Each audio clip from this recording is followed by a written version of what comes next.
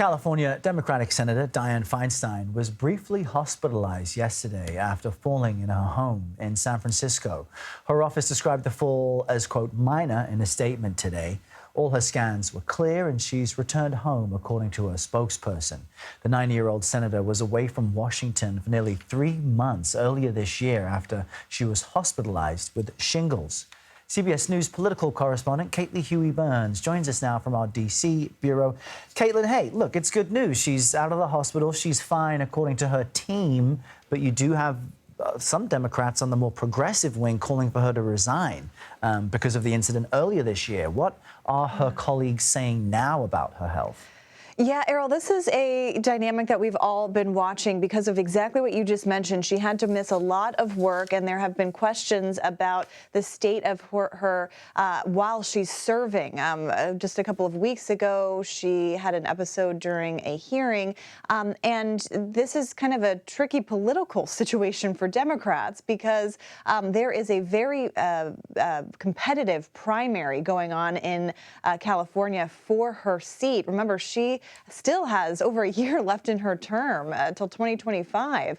And there are several Democrats running for her seat. The governor of California has said that if she were to resign, if there was a vacancy, that he would appoint a black woman to fill that. And Democrats are, in this competitive primary, and that really kind of makes things tricky for them politically, given that, there's already people running. So, these questions are going to continue, and we'll see what comes out of it. But there are Democratic leaders very reluctant to issue any sort of criticisms. I want to ask you now about Republicans because GOP presidential candidate Vivek Ramaswamy has signed this pledge to support the eventual Republican nominee. That's a requirement, in fact, to participate in the GOP debate. Do we expect all the other candidates to do the same? Yeah, and Errol, he's the only one so far that has actually said that he has signed this pledge. And, this is something that we've been asking all of these Republican candidates. Will you commit to supporting Donald Trump if he is the nominee? And a lot of them really haven't answered directly. A lot of them have said, well, I hope to be the nominee. They've tried to kind of skirt the question here. And it's a significant question, obviously, because Donald Trump is leading the Republican field, at least at this point. But whether this is binding, remains to be seen. There's no way to really enforce that. There's no way for the RNC to really enforce making someone support the eventual nominee. So you may see cases where these candidates sign it and then dismiss it later.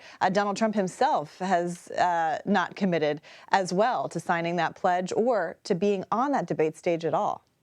And we know that on America Decides tonight, you're interviewing California Democratic Congresswoman Zoe Lofgren, a former member of the January 6th committee. What are the former members of that panel saying about Trump's current legal issues, I wonder?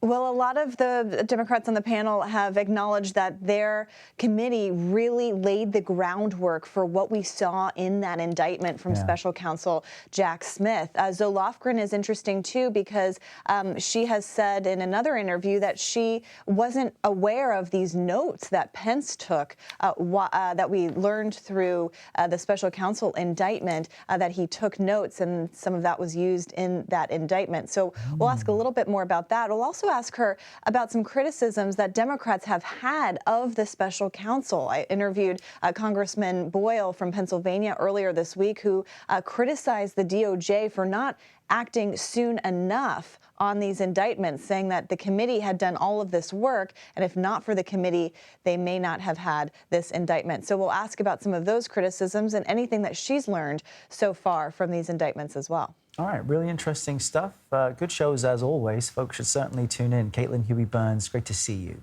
Thank you. Everyone can watch America Decides at 5 p.m. Eastern right here on CBS News.